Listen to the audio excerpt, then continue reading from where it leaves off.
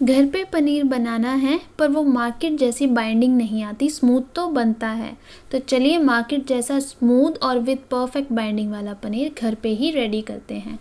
इसके लिए सबसे पहले एक कढ़ाई में पानी डालेंगे ताकि हमारा दूध नीचे कढ़ाई में ना जले। अब डालेंगे 1.5 से 2 लीटर दूध। आपको पनीर ज़्यादा चाहिए, दूध ज़्यादा लें। उसको मीडियम गैस पे बॉईल होने के लिए रख देंगे। जैसे ही एक उबाला आएगा गैस को कर देंगे हम स्लो और उसमें डालेंगे लाइम और विनेगर। मेरे पास विनेगर था, मैंने 2 चम्मच विनेगर डाला है।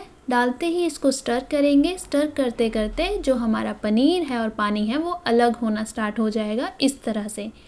अब इसको थोड़ी देर रख लेंगे, 1 मिनट, गैस को बंद कर देंगे। और अब हम करेंगे पनीर को स्ट्रेन अच्छे से कॉटन का कपड़ा यूज़ करके।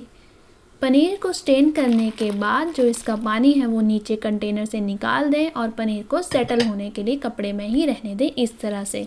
अब हम इसमें सबसे इम्पॉर्टेंट स्टेप पानी डालेंगे ठंडा अच्छे से, ताकि जो ठंडा पानी है उसको डालने से पनीर हमारा बहुत सॉफ्ट बनता है और बाइंडिंग परफेक्ट आती है। इस स्टेप को मिस ना करें।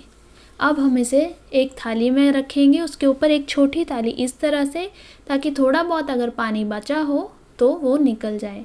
इस पे रख देंगे वेट अच्छा खासा ताकि अच्छे से पनीर सेटल हो जाए 1 घंटा आराम से।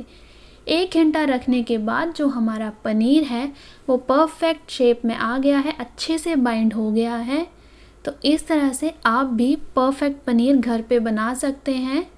अगर वीडियो अच्छी लगी हो तो चैनल को लाइक, शेयर और सब्सक्राइब ज़रूर करें और मुझे कमेंट्स में ज़रूर बताएं कि आपको मेरी वीडियोस कैसी लगती हैं। और इस तरह से एक बार पनीर घर पे ज़रूर ट्राई करें।